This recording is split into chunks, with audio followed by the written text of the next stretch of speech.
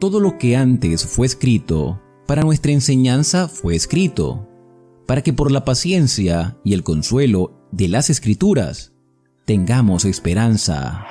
Romanos 15:4. Oremos.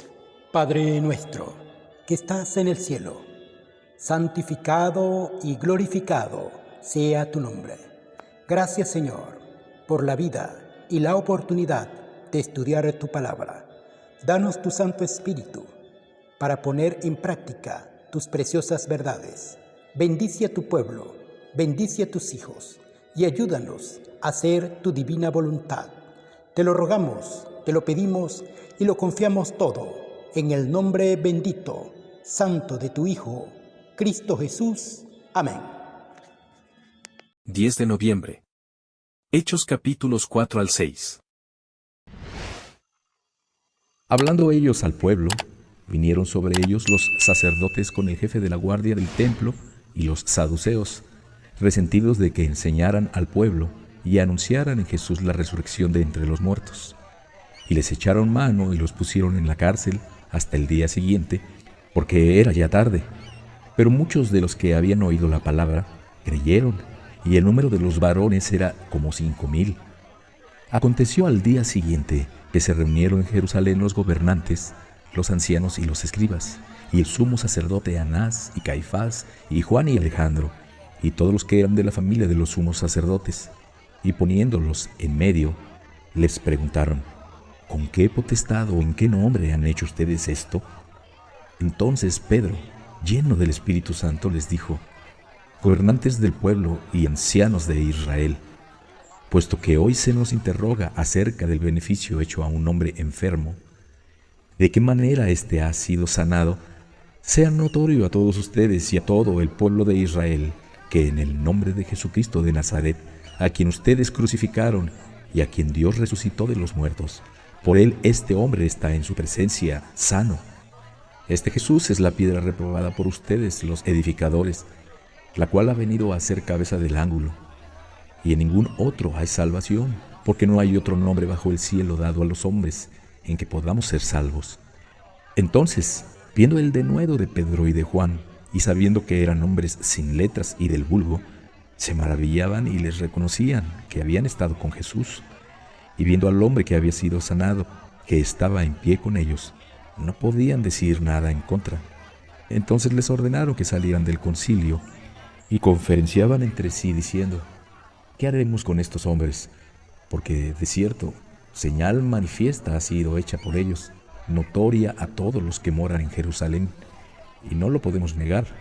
Sin embargo, para que no se divulgue más entre el pueblo, amenacémosles para que no hablen de aquí en adelante a hombre alguno en este nombre. Y llamándolos, les intimidaron que en ninguna manera hablaran ni enseñaran en el nombre de Jesús. Mas Pedro y Juan respondieron diciéndoles: juzguen si es justo delante de Dios obedecer a ustedes antes que a Dios, porque no podemos dejar de decir lo que hemos visto y oído. Ellos entonces les amenazaron y les soltaron, no hallando ningún modo de castigarles por causa del pueblo, porque todos glorificaban a Dios por lo que se había hecho, ya que el hombre en quien se había hecho este milagro de sanidad tenía más de 40 años, y puestos en libertad, vinieron a los suyos y contaron todo lo que los principales sacerdotes y los ancianos les habían dicho. Y ellos, habiéndolo oído, alzaron unánimes la voz a Dios y dijeron: soberano Señor, tú eres el Dios que hiciste el cielo y la tierra, el mar y todo lo que en ellos hay. Que por boca de David tu siervo dijiste: ¿por qué se amotinan las gentes y los pueblos piensan cosas vanas? Se reunieron los reyes de la tierra y los príncipes se juntaron en uno contra el Señor y contra su Cristo, porque verdaderamente se unieron en esta ciudad contra tu santo Hijo Jesús, a quien ungiste, Herodes y Poncio Pilato, con los gentiles y el pueblo de Israel, para hacer cuanto tu mano y tu consejo habían antes determinado que sucediera. Y ahora, Señor, mira sus amenazas y concede a tus siervos que con todo denuedo hablen tu palabra. Mientras extiendes tu mano para que se hagan sanidades y señales y prodigios mediante el nombre de tu santo Hijo Jesús.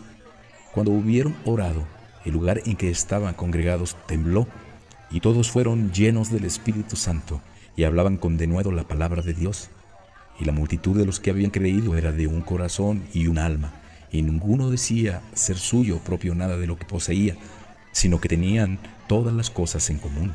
Y con gran poder los apóstoles daban testimonio de la resurrección del Señor Jesús, y abundante gracia era sobre todos ellos. Así que no había entre ellos ningún necesitado, porque todos los que poseían heredades o casas las vendían y traían el precio de lo vendido, y lo ponían a los pies de los apóstoles, y se repartía a cada uno según su necesidad. Entonces José, a quien los apóstoles pusieron por sobrenombre Bernabé, que traducido es Hijo de Consolación, levita, natural de Chipre, como tenía una heredad, la vendió y trajo el precio y lo puso a los pies de los apóstoles. Pero cierto hombre llamado Ananías, con Safira su mujer, vendió una heredad y sustrajo del precio, sabiéndolo también su mujer, y trayendo solo una parte, la puso a los pies de los apóstoles. Y dijo Pedro: Ananías, ¿por qué llenó Satanás tu corazón para que mintieras al Espíritu Santo y sustrajeras del precio de la heredad? Reteniéndola, ¿no se te quedaba a ti? ¿Y vendida no estaba en tu poder? ¿Por qué pusiste esto en tu corazón? No has mentido a los hombres, sino a Dios. Al oír Ananías estas palabras, cayó y expiró, y vino un gran temor sobre todos los que lo oyeron. Y levantándose los jóvenes lo envolvieron y sacándolo, lo sepultaron. Pasado un lapso como de 3 horas, sucedió que entró su mujer, no sabiendo lo que había acontecido. Entonces Pedro le dijo: Dime, ¿vendiste en tanto la heredad? Y ella dijo: Sí, en tanto. Y Pedro le dijo: ¿Por qué conveniste en tentar al Espíritu del Señor? He aquí a la puerta los pies de los que han sepultado a tu marido, y te sacarán a ti. Al instante ella cayó a los pies de él y expiró. Y cuando entraron los jóvenes la hallaron muerta, y la sacaron y la sepultaron junto a su marido. Y vino un gran temor sobre toda la iglesia, y sobre todos los que oyeron estas cosas. Y por la mano de los apóstoles se hacían muchas señales y prodigios en el pueblo, y estaban todos unánimes en el pórtico de Salomón. De los demás, ninguno se atrevía a juntarse con ellos, mas el pueblo los alababa grandemente, y los que creían en el Señor aumentaban más,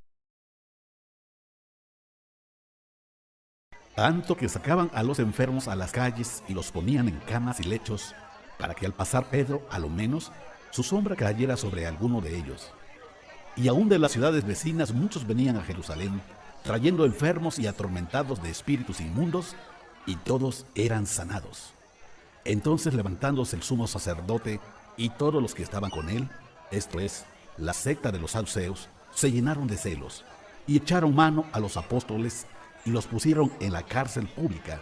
Mas un ángel del Señor, abriendo de noche las puertas de la cárcel y sacándolos, dijo: Vayan, y puestos en pie en el templo, anuncien al pueblo todas las palabras de esta vida.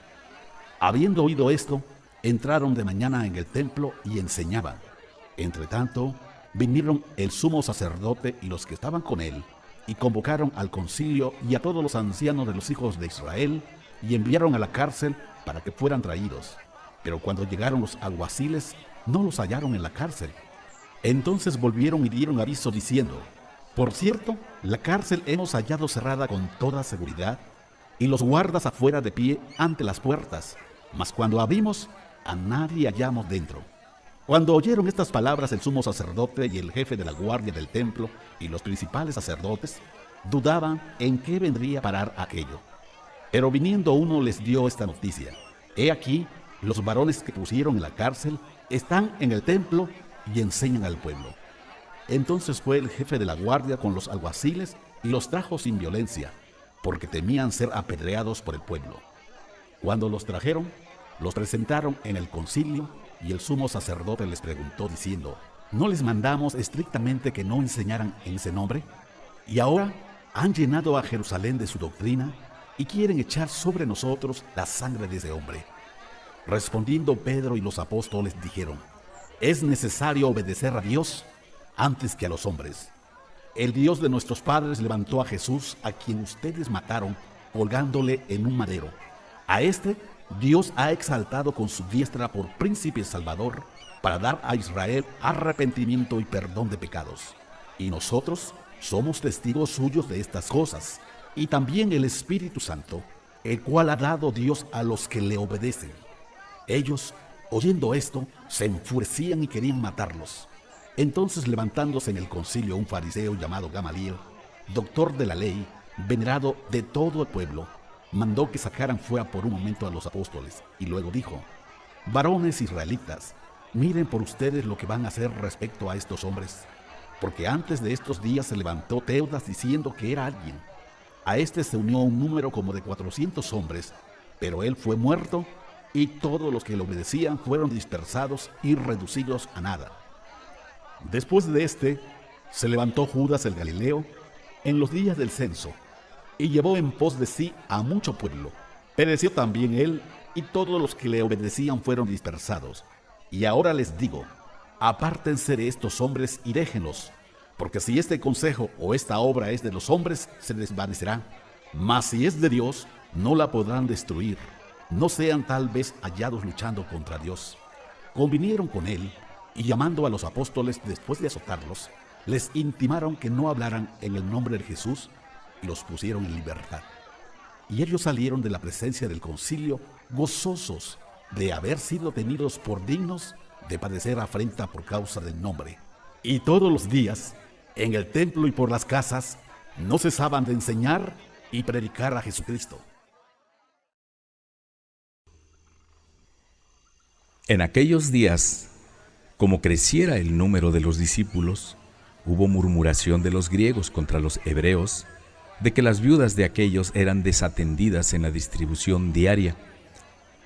Entonces los 12 convocaron a la multitud de los discípulos y dijeron: no es justo que nosotros dejemos la palabra de Dios para servir las mesas. Busquen pues, hermanos, de entre ustedes, a 7 varones de buen testimonio, llenos del Espíritu Santo y de sabiduría, a quienes encarguemos de este trabajo. Y nosotros persistiremos en la oración y en el ministerio de la palabra.